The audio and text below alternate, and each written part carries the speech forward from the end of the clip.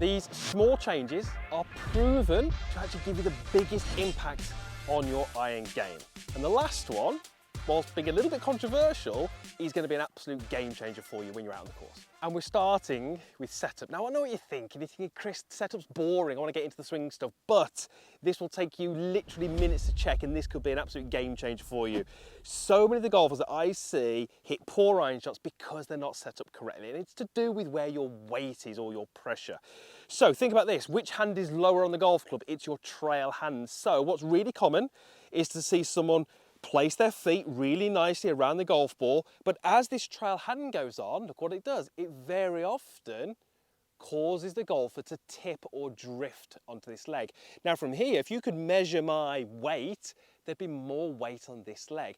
That's not what we see from great players. Great players with their iron clubs have more weight on their lead leg as a general rule. So here's what I'd love you to do.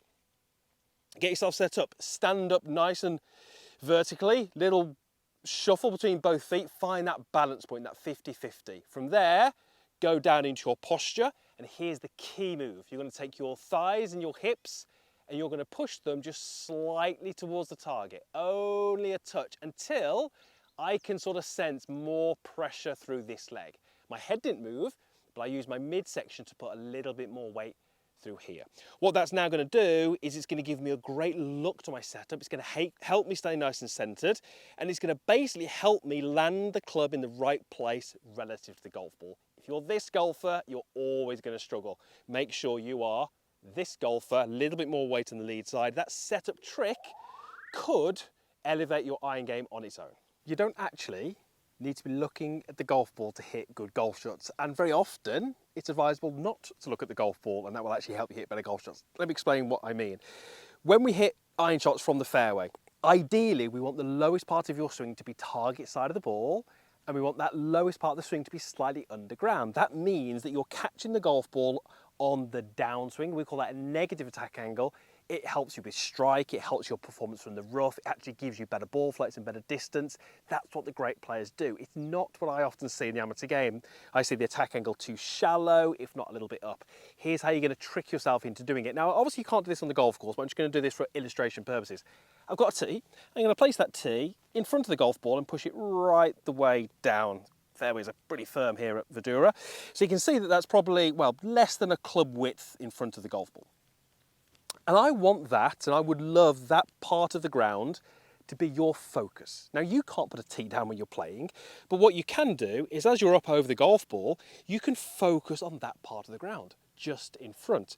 What it's going to do is it's going to help you with a little bit of shift, because it wouldn't make sense to go this way to hit that point. And by focusing on that point of the ground, it's going to help you extend your arms and the club post-impact. So many will have that extension point before impact, causing those poor strikes. So I'm hoping that when I hit this shot, I'm focused on the tee, I will actually make contact with the tee. And what I'd love you to look for is that contact with the ground, target side of the ball. The key is to make sure you're looking in front of the ball and your eyes don't kind of dart back to the ball mid-swing. So let's have a go.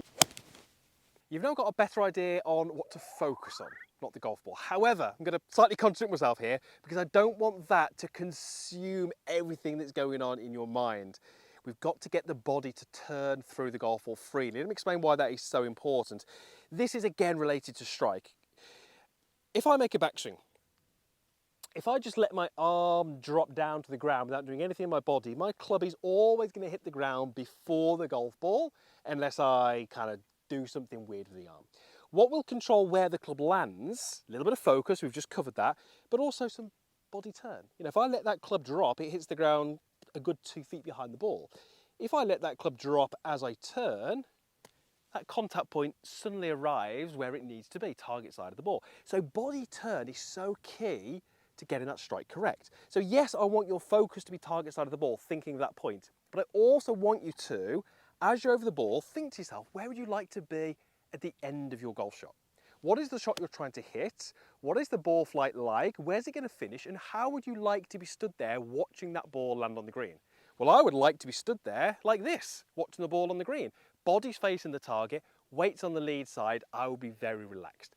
Far too often I see golfers worried, obsessed, focused too much on strike, almost petrified to make the golf swing because they might thin it or fat it, and it stifles body rotation. They are so obsessed with what's going on here that they make these swings where the body doesn't move. When the body doesn't move, the contact point is going to be too soon, or your arms are going to have to pull the club away from the ground. So yes, I do want you to think in front of the golf ball, but I also want you to swing through that point as opposed to being super focused on it. So when I hit shots, I always like to think about where would my end position be? What would that look like? What would that feel like? And focus on moving to that point.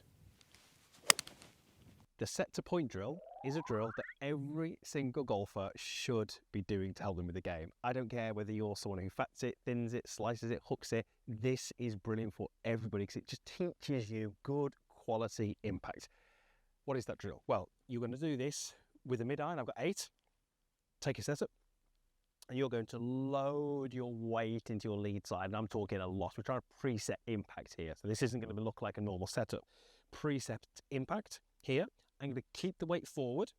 I'm going to create a little backswing with some set here. That's my set. And then I'm going to pitch some balls out there over a short distance, maybe some 50 to 60 yards, really low ball flight. And I want to be pointing the golf club at my target. For me, it's the performance bay right down at the end of the range. I want my elbows to be close and I want to be as wide as possible. Let me hit one and I'll explain why it's so important. There's the weight forward. I'm going to go set to point.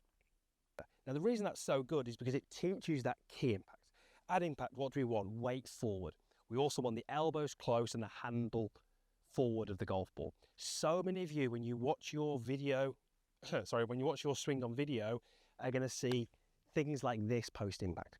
Elbows separated, club close to you, body not rotated. Okay, we've got to get you turning and pointing that golf club with the elbows close. So this is one of those drills where it doesn't matter how well you're playing, it doesn't matter the style of swing. This is just great for everybody to do on the range.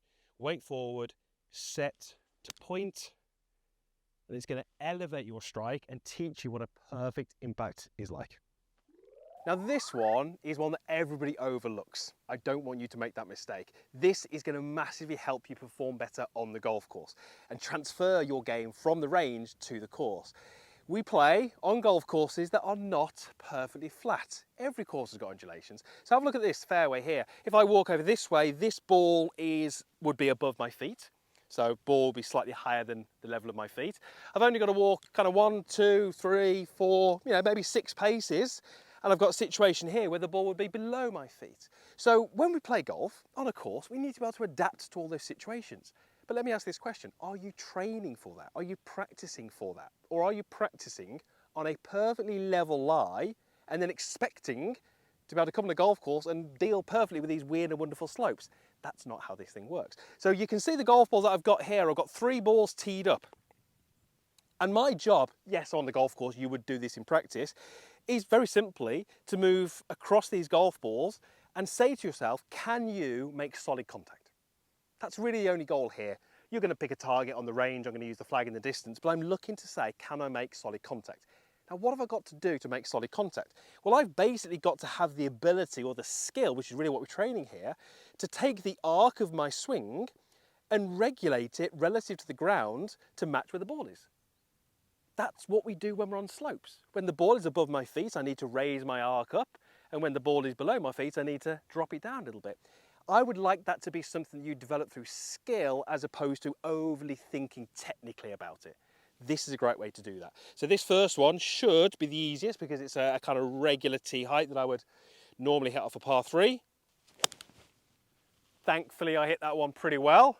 This one, a little bit trickier. I've got to sort of do something different. So I'm going to set up, I'm going to sort of raise my club up a little bit. This would obviously be a ball above my feet. I've got to be pretty good at regulating where that slope is, where my arc is relative to the ground. And if that one was tricky, this one's going to be way more difficult. So this would be almost quite a severe ball above now. Oh, I actually struck that better.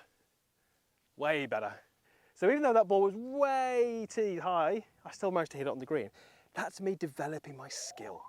And finally, this is the one that at the start I said was possibly a little bit controversial. However, this piece of advice, this tip, gives me phenomenal results with students on the course, actually where it matters when you're playing golf. I call this the 60-60-100 drill. Let's explain how it works and why it might be a little bit controversial. Remember right back to the start, I said at setup you wanted a little bit more pressure on your lead side. We're going to go into that first, so I'm going to put a little bit more weight here. We'll call it 60%, but it doesn't have to be exact. 60% here, we've said why that's important. As I make my backswing, I want you to think about keeping 60% of your weight on your lead side. Started 60, it's still 60. When you finish your golf shot, I want you to be 100% on your lead side. 60, 60, 100. Now, why is this so good? It is phenomenal for strike. If you're someone watching this video thinking, yeah, my strike's just not that good, sometimes on the course it's a little thin, it's a little heavy, try this. It is absolutely phenomenal. What it does is it stops, number one, that poor setup. It stops, number two, any lateral drift off the golf ball. That's really common. And it stops kind of these movements through the ball where we're falling back. All of those can be really detrimental to your iron game. Now, when I've asked people to do this in my coaching bay, and I can measure the pressure, what do I see? Well, I see a little bit more here. I see the pressure going under this trail leg like it should do. And I see the pressure moving back to the lead leg. That's what I see, that's what should happen. But they are actually trying to keep the weight forward, which is like, it's a bit controversial. Because when I'm saying 60, 60, 100, that's actually not the reality. But it doesn't matter, because I know that if you think about that on the golf course, it's really going to help you. And that helped me. I don't think I've hit it hard enough, have I? Just about. Strike was good, I just needed to hit it a little hard.